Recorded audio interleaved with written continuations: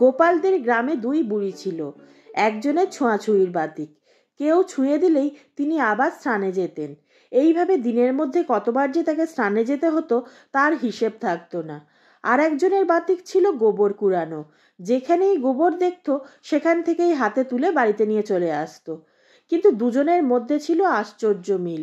দুজনের বাড়ি ছিল একেবারে মুখোমুখি, আর দুজনে দুজনকে একেবারেই সহ্য করতে পারতো না। সেই জন্য দুজনের মধ্যে ঝগড়া লেগেই থাকতো। মাঝে মধ্যে এমন হতো যে গ্রামের লোকের ঘুম ভাঙতো ওদের মুখের গালাগাল শুনতে শুনতে।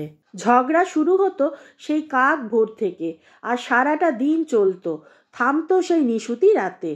তো এইরকমই ঝগড়া শুনতে শুনতে গ্রামের লোকেরা অভ্যস্ত হয়ে গিয়েছিল। গোপালের বউ একদিন গোপালকে জিজ্ঞেস করলো, কি নিয়ে ওদের মধ্যে ঝগড়া হয় গো? ঝগড়ার কোনো কারণ লাগে না, কোনো কারণ না পেলে কারণ নেই কেন এই নিয়েই ঝগড়া বেঁধে যায়, গোপাল তার গিন্নিকে বলল। যাই হোক, সেই দিন বেশ ভোরে গোপাল বেরিয়ে গেছে। রাজার সঙ্গে তার কোথাও একটা যাওয়ার কথা ছিল।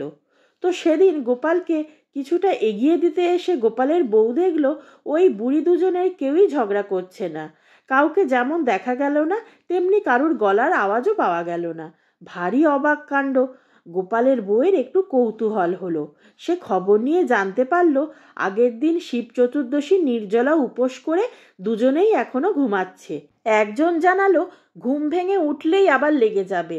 সকলেই জানে, সকলেই শুনে শুনে অভ্যস্ত হয়ে গিয়েছিল। হ্যাঁ, কিছুটা বাদেই দুজনের গলা ফের শোনা যেতে লাগলো। গ্রামবাসীরা বলতে থাকে ওরা দুজন যদি গ্রামে না থাকে তাহলে যেন গ্রামটা কেমন মরা মরা লাগে। সেই জন্য সবাই চায় ওরা সুস্থ সবলভাবে বেঁচে থাকুক আর এইরমইভাবে ঝগড়া করে যাক। তাহলে বাইরের লোকেরাও বুঝতে পারবে যে হ্যাঁ, গ্রামটার একটা প্রাণ আছে। তো সেদিন হঠাৎ গোপালের বউয়ের কানে এলো যেন একজনই বকবক করে যাচ্ছে, আর একজন কিচ্ছু বলছে না। নিতান্ত কৌতূহলের বশে গোপালের বউ ওই বুড়ি দুজনের বাড়ির সামনে গিয়ে হাজির হলো। যে চিৎকার করছে না বা কোনো রকম গালাগাল দিচ্ছে না, সেই বুড়িকে দেখতে পেয়ে গোপালের বউ জানতে চাইল, কি গো, উনি তো একতরফা তোমাকে গালাগাল দিয়েই যাচ্ছেন, কিন্তু তুমি কিছু বলছো না। তোমার ঝগড়া কি মিটে গেছে ওনার সঙ্গে? সেই বুড়ি একগাল হেসে গোপালের বউকে বলল, আমাদের ঝগড়া কি আর মিটবার? কোনো কালেই মিটবে না। ও হচ্ছে আমার জম শত্রু। তখন গোপালের বউ বলল, তবে উনি তো একাই বলে যাচ্ছেন, তুমি কিছু বলছো না কেন?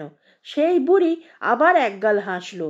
এখন আমার নাওয়া খাওয়ার সময়, তাই আপাতত ঝগড়াকে এখন ধামাচাপা দিয়ে রেখেছি ভাই। নাওয়া খাওয়া মিটে যেতে দাও না একবার, তারপরেই ধামা তুলে আবার ঝগড়া শুরু করে দেব। বুঝলে কিছু আমার কথা? এই কথা শুনে গোপালের বউ হাঁ করে সেই বুড়ির মুখের দিকে চেয়ে রইল।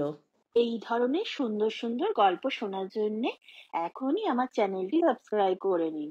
আর গল্পটি কেমন লাগলো তা অবশ্যই কমেন্ট করে জানাবেন।